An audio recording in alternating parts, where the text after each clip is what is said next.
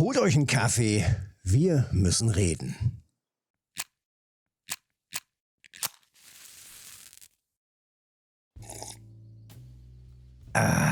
Es gab ein Q&A. Und zwar im russischen Forum. Da wurden einige Fragen beantwortet und die wurden jetzt zum Teil mühsam übersetzt ins Deutsche oder eben auch international, damit wir alle auch ein paar Antworten haben. Zum Beispiel zu diesen wichtigen Fragen wie: Fangen andere Regionen mehr Trophys als wir oder besser? Und die wichtigsten Fragen und das, was auch wirklich interessant ist und nicht so in Richtung geht, kann ich irgendwann auch mit Gummistiefeln hier rumlaufen, sondern das Wichtige, das habe ich mal rausgesucht und das kommt jetzt hier in diesem Video. Also schauen wir uns das Ganze mal im Detail an. Das Ganze ist natürlich auch im Forum, im deutschen Forum zu finden, komplett wie gesagt übersetzt, zum Teil natürlich, ja, weil es eben aus dem Russischen kommt und weil da eben allerdings auch in verschiedenen Fragen, in verschiedenen Sprachen gefragt wurde, klingen die Fragen manchmal vielleicht etwas seltsam, aber es ist so gut wie möglich und inhaltlich natürlich auch richtig dann übersetzt. Und wie gesagt, die wichtigsten Punkte gehen wir hier durch. Es gibt noch, wie gerade auch schon gesagt, viele weitere Fragen. Ankündigung zu Sammelkarten und sowas alles. Ja, also zu alten Q&As. Und ja, auch da gibt es natürlich noch weitere Infos. Was allerdings auch wichtig ist, und das sind so die wichtigsten und informativsten Punkte, die picke ich mir gerade mal so ein bisschen raus. Und fangen wir mal an hier mit dem ersten, und zwar zum Meeresfischen. Also am Nordmeer bei den Beifängern haben wir ja 3 verschiedene Beifänger. Ja, und da ist dann natürlich die Frage, wirken diese Beifänger untereinander? Also haben die miteinander eine Reaktion aufeinander? Oder wirkt da jeder für sich? Und da heißt es, in diesem Fall arbeiten die Beifänger unabhängig. Also es ist nicht so, wie zum Beispiel beim Posenangeln mit der Doppelköderkombination, dass 1 plus 1 2,5 bedeutet. Also Made plus Wurm gleich einmal der Mischmasch so ein bisschen, also ein kleiner Bonus in der Kombi plus jeweils für sich. Also das ist da jetzt wohl nicht der Fall, sondern die wirken alle für sich. Ist doch schon mal eine gute Info. Und dann kommt die nächste Frage. Gibt es Pläne, Teams im Spiel zu entwickeln? Und zwar nicht nur auf der Webseite, sondern im Game, direkt drin. Und ja, absolut heißt es da als Antwort. Das ist doch richtig, richtig nice. Wir betrachten Teams als einen wichtigen Entwicklungsbereich und planen sie direkt im Spiel zu implementieren. Nicht nur auf der Webseite. Das wird doch richtig nice. Also das ist doch schon mal eine gute Info. Allerdings muss man natürlich auch immer sagen, wir planen, das sind halt immer so diese Standardantworten auch so ein bisschen. Wir planen das zu machen oder ja, gute Idee zur gegebenen Zeit. Heißt natürlich nicht, dass nächste Woche irgendwelche Teams im Game sind, aber es ist halt nicht ausgeschlossen oder es ist halt mit auf dem Plan, auf der Roadmap sozusagen des Games, aber wann man dann da vorbeifährt und das dann mit reinkommt, ist halt immer die große Frage. Wahrscheinlich irgendwann, wenn alles fertig ist und wenn es auch gut funktioniert. Die nächste Frage ist auch ganz spannend und auch da bin ich wirklich gespannt, wann und wie das umgesetzt wird. Gibt es Pläne zur Umsetzung von Frühjahrs- und Herbstgewässern? Saisonwechsel sozusagen. Auch spannend. Und da heißt die Antwort auf jeden Fall. Wir halten euch auf dem Laufenden. Ja, bin ich gespannt. Aber durchaus möglich, ne? Wenn es ein Gewässer gibt, was halt tendenziell, ich sag mal, eine Wintersaison eher hat oder tendenziell eine Frühjahrssaison, dann hat man das ja die ganze Zeit an dem Gewässer. Vielleicht so eine Eismap irgendwann. Also ist ja mehrfach auch schon gewünscht worden. Also klingt zumindest ganz gut und wenn das halt, naja, im Gewässer an sich nicht einen Wechsel bedeutet, ich meine, wir haben ja jetzt schon die Gewässer hier, die Temperatur immer mal wieder wechseln, bedeutet gleichzeitig für einige Spieler, nee, bei warmem Wasser gehe ich da gar nicht mehr hin, ist natürlich auch immer schade. Ne? Manche sagen, nee, da fange ich nichts, macht keinen Spaß. ich gehe da nur hin, wenn das Wasser kalt ist und so weiter. Also solche Saisonwechsel haben natürlich auch immer so ein bisschen den Nachteil, dass man mitunter vielleicht stundenlang, tagelang gar nicht an so einem Gewässer angeln kann. Auch nochmal etwas, was richtig nice ist, und auch das wurde schon in einem der letzten Q&As vor Jahren immer mal wieder mit aufgenommen und ist bestimmt in diese große Liste an Infos mit eingeflossen, gibt es Pläne, Inhalte von persönlichen Statistiken zu erweitern. Also damit man mehr Infos hat hier in den Statistiken und sagen kann, okay, ich habe jetzt vielleicht von Fisch XY so und so viel gefangen und so weiter und so weiter.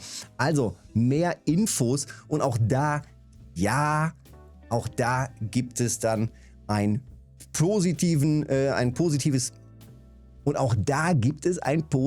Feedback. Ja, wir planen an der Entwicklung persönlicher Statistiken zu arbeiten. Weitere Details können wir noch nicht mit euch teilen.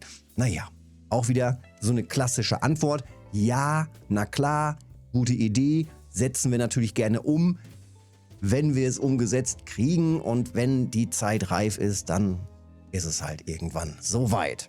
Das ist auch nochmal spannend, und auch das gab es vor nicht allzu langer Zeit noch als Frage im Livestream, und da war die Frage zum Spirulino. Und da gibt es dann eben die Info und die Aussage zum Spirulino. Nachdem man 3 Skillpunkte im Spinner zum Beispiel drin hat und 3 Punkte im Spirulino, hier haben wir dann hier die Kunstködermontage. Habe ich letztens wieder rausgenommen. War bei mir nicht so der Burner. Da ist dann natürlich die Frage, werden die Boni auf eine Chance, man erhöht ja hier eine Chance, größere oder Trophäen zu fangen, werden die erhöht? Hat man also dadurch nochmal eine höhere Chance? Und dann heißt es, ja, die Bonuswerte der Spirulino-Fertigkeit mit Kunstködern und Fertigkeiten des Kunstköder gelten gleichzeitig. Also man hat zum einen quasi die Blinker hier oder Spinner plus nochmal eine erhöhte Chance mit Spirulino. Ist schon krass. Das ist wirklich schon krass.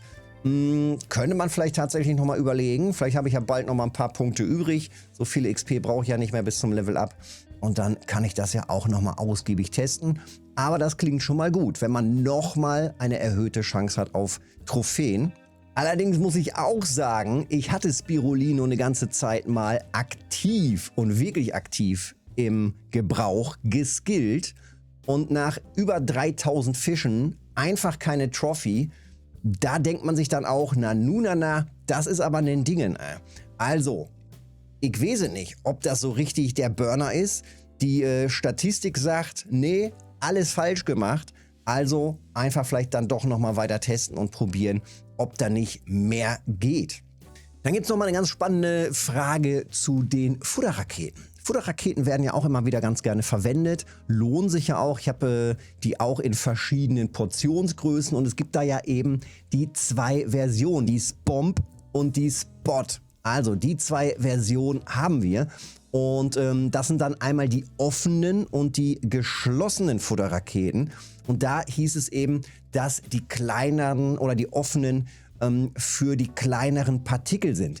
Die Frage lautet, in den vorherigen Antworten wurde empfohlen, eine offene, das sind die hier, Rocket Feeder, also Futterrakete für feine Anfütterungspartikel bis 4 mm, und eine geschlossene, das sind die hier, für grobe mit mehr als 12 mm, also für große Partikel zu verwenden. Welche Rakete ist besser, um gemischte Futter zu verwenden? Also, wenn du mal was Großes mit drin hast, was Kleines mit drin hast, und dann natürlich auch die Frage, welche Partikel oder wie groß sind die Partikel beim Grinder, wenn wir hier zum Beispiel einen Boilie schreddern. Und da heißt es dann, mittlere Futterpartikel können von jeder Rakete ohne nennenswerten Effizienzverlust abgegeben werden. Also, wenn man eben so einen Mischmasch hat, vielleicht sind dann die feineren Partikel hier bei der geschlossenen nicht ganz so effektiv. Die sind dann, wie gesagt, eher für die mittleren und größeren, und das bleibt dann eben hier dann für die feineren. Und bei den Bait Grinder Da steht drin, produziert feine Artikel. Ja, und hier beim Baitgrinder heißt es, der produziere dann feine Partikel. Das ist auch eine Info, die ich anders im Kopf habe, sondern eher, das ging halt eher so, also immer gleich, egal welchen Boilie man da reinmacht, ob das jetzt hier ein 24er Boilie ist oder nur ein 8er Boilie, die Partikel, die rauskommen, sind immer gleich, aber dass das eben nicht feine Partikel sind, sondern halt mittlere oder mittelgroße, also tendenziell schon etwas größeres, aber hier heißt es jetzt als Info, der Baitgrinder produziert feine Partikel. Aber schon mal gut zu wissen, also das Teil oder beziehungsweise bei den Futterraketen, wenn man sich nur eine kauft, ich glaube, ich würde einfach eine geschlossene kaufen, damit ist man auf jeden Fall ein bisschen besser bedient, zumal man ja auch tendenziell gerne etwas größere Partikel reintut, weil die ja die größeren Fische anlockt. Jetzt wird es nochmal richtig spannend. Und zwar geht es jetzt um Schnur, Schnurfarbe, Schnurart, Material und so weiter. Ich verwende seit Jahren bei meinem Matchangeln immer wieder gerne Fluorocarbon komplett ohne Vorfach. Das heißt, ich baller hier einfach das Fluorocarbons Vorfachsmaterial einfach so raus, denn naja, es ist eigentlich so eine Bequemlichkeitssache und ich bin der Meinung, es klappt ganz gut. Ich muss jetzt hier nicht immer noch eine Schnur ändern oder ein Vorfach ändern. Ich mache da einfach eine ganze Rolle drauf. Ich finde, der Verschleiß ist auch super gering und das klappt sensationell. Die Frage dazu, es gab schon früher Informationen, dass die Farbe der Nylonschnur keinen Einfluss auf die Abschreckung oder Anziehung von Fischen hat. Ist dies heute noch aktuell beim Fischen ohne Vorfach? Und da heißt es, beim Angeln ohne Vorfach hat die Farbe der Hauptschnur einen geringen Einfluss. Sie sollte beim Fischfang an bestimmten Gewässern berücksichtigt werden. Wenn ihr ein Vorfach aus geflochtener oder Monoschnur verwendet, kann es ebenfalls nicht schaden, deren Farbe an den Gewässeruntergrund anzupassen. Na, ist es denn wahr? Also, wir haben hier eine Info, dass es offensichtlich bei geflochtenen Vorfachsmaterialien oder Mono einen geringen Einfluss gibt auf Abschreckung oder eben Nicht-Abschreckung. Was man natürlich sagen muss, wenn man das Ganze hier die ganze Zeit nur immer als Fluorocarbon betrachtet, ist das natürlich irrelevant, denn die ganz normalen Vorfächer, die es ja seit Jahren im Game gibt, und ich glaube, daher haben wir auch seit Jahren ja die Info, Vorfächer haben keinen farblichen Einfluss, Vorfächer haben gar keine Farbe. Aber wenn wir jetzt halt in die Karpfenvorfächer gehen, beziehungsweise hier jetzt verwendet gerade eine Monoschnur selbst hergestellt, dann haben wir natürlich hier eine große Auswahl an verschiedenen Materialien bis hin zu den ganzen geflochtenen und dann haben wir ja hier auch wirklich eine riesen Auswahl an verschiedensten Materialien sozusagen, die auch, naja, irgendwie eine Daseinsberechtigung haben sollen. Und da muss ich sagen, ja, Weed steht drauf, es ist wohl tendenziell eher für grün. Dementsprechend soll man wohl doch, naja, besser das Material anpassen. Also, das ist jetzt eine Info. Ich meine, wir haben alle oder sehr viele von uns wahrscheinlich sehr, sehr, sehr lange oder jahrelang unsere Trophies hier gefangen auf Rot.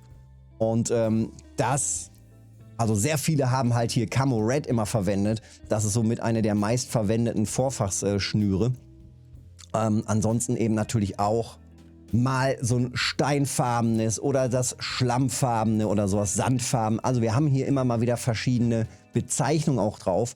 Und ja, offenbar soll das wohl einen geringen Einfluss haben, wenn man das eben als Vorfachsmaterial verwendet. Und wenn man eben kein Vorfachsmaterial verwendet, das ist auch nochmal ein wichtiger Punkt, gibt es dann also wohl einen geringen Einfluss, wenn man zum Beispiel auf Karpfen angelt. Ich hatte ja jetzt zuletzt im Alte Festungs-Karpfen-Video, hatte ich ja einfach ohne Vorfach sozusagen auf Amure geangelt.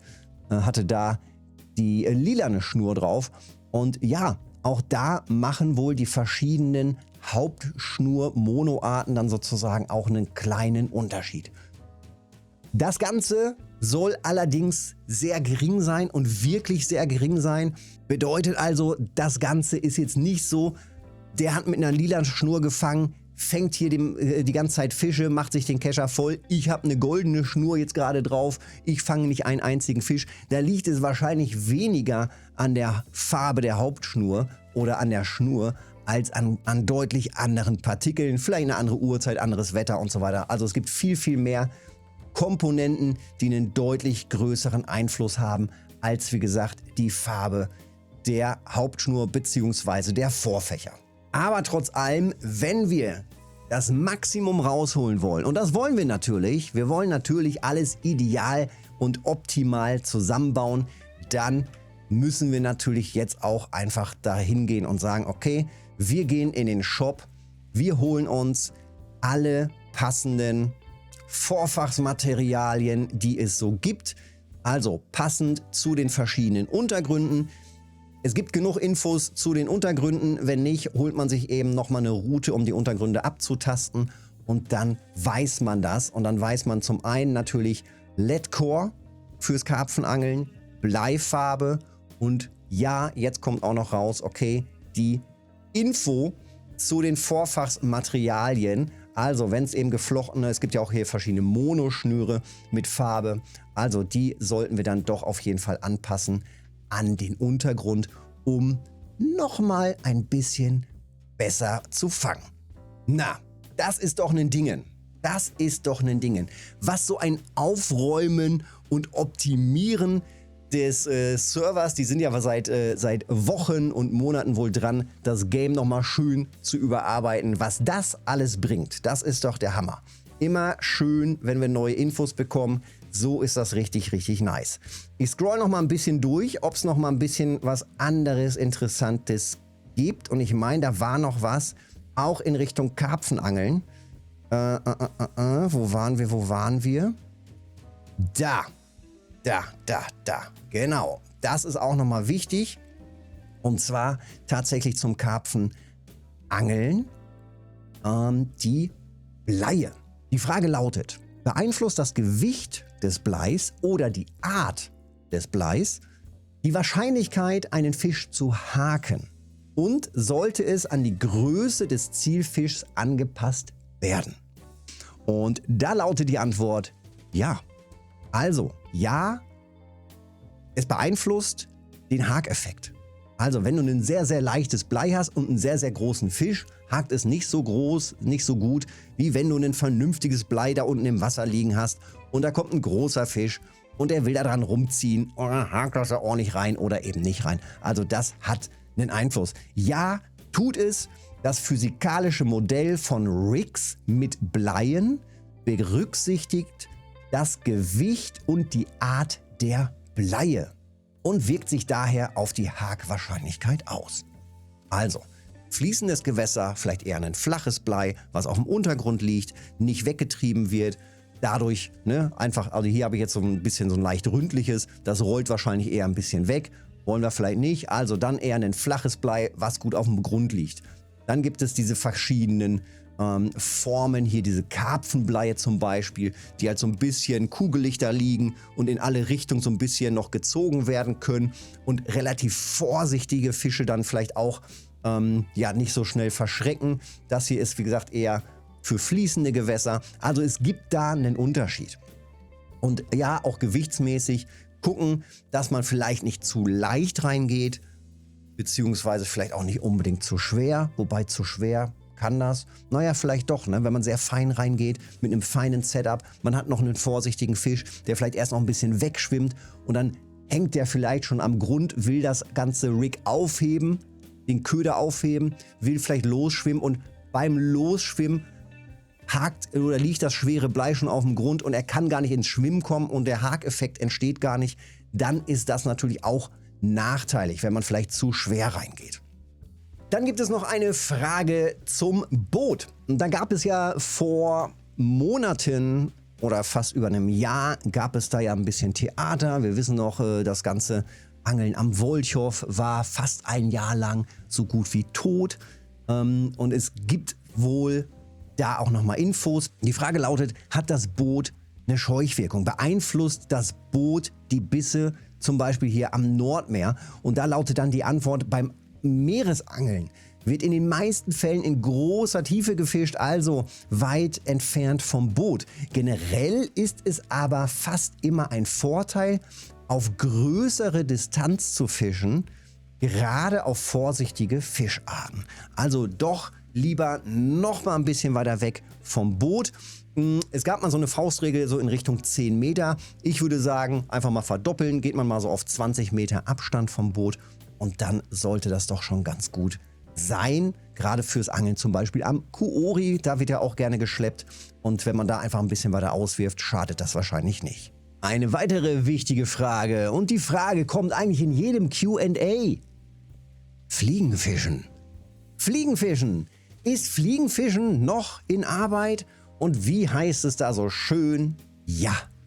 Ja, wir betrachten Fliegenfischen als eine Priorität bei der Entwicklung des Spiels. Wir freuen uns auf das Ergebnis der Entwicklung des Fliegenfischens, das insbesondere uns selbst und hoffentlich alle unsere Spieler zufriedenstellen wird. Hoffen wir es natürlich auch, dass wir da zufrieden sind und wie die Entwicklung wird. Also offenbar sind die da noch dran. Es hieß vor Jahren schon, der wichtigste Knackpunkt ist natürlich da die Physik und dass es sich auch anfühlt wie Fliegenfischen. Dass man da nicht einfach steht, auswirft und dann zuppelt man mit einer Fliege rum. Das ist halt nicht wirklich Fliegenfischen. Also das muss halt richtig fetzen. Ich bin mega gespannt, was da kommt. Auch eine Sache, die sich immer wieder gewünscht wird, die man auch von anderen Games kennt, sind Effekte, Fischeffekte. Hinweise darauf, ist da vielleicht ein Fisch? Kommen da Blubberbläschen aus dem Grund?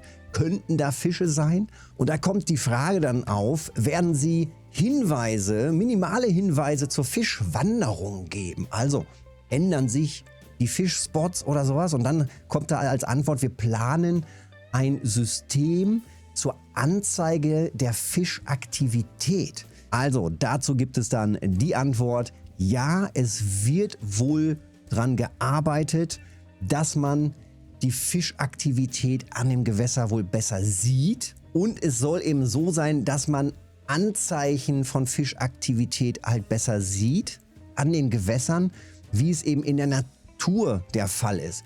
Also wie gesagt, vielleicht irgendwo so ein paar Blubberbläschen und ähnliches für Spots. Also da bin ich gespannt, wie sich das weiterentwickelt. Ja, jetzt kommen wir zu einem ganz wichtigen Thema. Und ich sage dir, wie es ist, ne? Also bei dem Thema kommen wir um eins nicht rum. Wir brauchen einen vernünftigen Aluhut. So, jetzt bin ich gewappnet. Aluhut ist auf. Wir kommen zu den Aluhutfragen. Die erste Aluhutfrage. Haben andere Regionen bessere Bissraten? Sind sie anders konfiguriert? Laufen auf einem anderen Server und haben bessere Chance auf Trophäen? Verdammt nochmal, immer fangen die Chinesen und die Russen die ganzen Trophäen. Wir fangen hier nie was. Spieler aus allen Regionen spielen gleichzeitig auf derselben gemeinsamen physischen und logischen Spielserver-Infrastruktur, was auch immer. Also auf dem gleichen Server. Unterschiede gibt es nicht. Wer hätte das gedacht? Ich hätte gedacht, die Chinesen fangen einfach besser. Ich habe mir schon extra mein Account auf Chinesisch gestellt. Nächste Aluhutfrage. Wenn keine Bisse kommen, lohnt es sich, einen erneuten Relog durchzuführen, um die Chance auf eine Trophäe zu erhöhen oder die Häufigkeit der Bisse zu verbessern? Funktioniert das? Denn dann bin ich nämlich auf einem anderen Port und mit einem anderen Port fange ich viel besser. Ich habe das schon bewiesen. Nee, tut es nicht. Es ist eine gute Idee, den Angelplatz an einem anderen Gewässer zu wechseln. Das Spiel ist so konzipiert, dass das Reloggen in dem Spiel den Prozess des Angelns nicht beeinträchtigen soll. Sollte dies unerwartet nicht der Fall sein, beispielsweise infolge eines Fehlers, werden wir Maßnahmen ergreifen, um das Verhalten des Spiels an das oben beschriebene anzupassen. Also es gibt keine Unterschiede, es gibt verschiedene Ports und ja, ich weiß, es gucken einige da drauf, auf welchem Port bin ich gerade eingeloggt, aber es gibt keinen Unterschied. Man fährt an einem Spot, man fährt vielleicht nochmal wieder hin. Ja, man hat vielleicht andere Frequenzen, aber es ändert sich ja auch im Laufe der Zeit immer mal wieder was. Ja, ich habe das auch schon mal ausprobiert, mehrfach, längere Zeit. Ich achte da mittlerweile einfach gar nicht mehr drauf. Es läuft oder es läuft einfach nicht. Ja, so viel dazu. Es gibt noch jede Menge weitere Fragen, aber es sind halt so die Standardfragen, die man halt aus jedem Q&A kennt. Einfach mal reingucken. Das wird wahrscheinlich alles schon mittlerweile irgendwo geteilt werden. Einfach mal gucken, sonst im Forum. Da ist das alles drin. Die üblichen Fragen, das übliche, ich wünsche mir dies, ich wünsche mir das. Also, ein schönes Q&A, ein paar wichtige Infos. Ich würde sagen, die wichtigste Info ist, dass eben beim Aufräumen des Games einfach nochmal klar geworden ist, dass nicht Vorfach gleich Vorfach ist. Also Fluorocarbon-Vorfächer natürlich keine Farbe haben, dementsprechend auch keine Wirkung der Farben existieren. Aber wenn man eben nicht nur Fluorocarbon verwendet, sondern speziell beim Karpfenangeln eben die verschiedenen Materialien hat, dass wir da eine geringe Wirkung der Farbe wohl haben. Das ist nice, das ist eine geile Info und dementsprechend können wir jetzt noch geiler auf Karpfen angeln. Wenn dir das Ganze gefallen hat und geholfen hat, Daumen da lassen, Kanal abonnieren nicht vergessen, hilft mir mega und dann sehen wir uns im nächsten Video oder im Livestream. Bis dahin.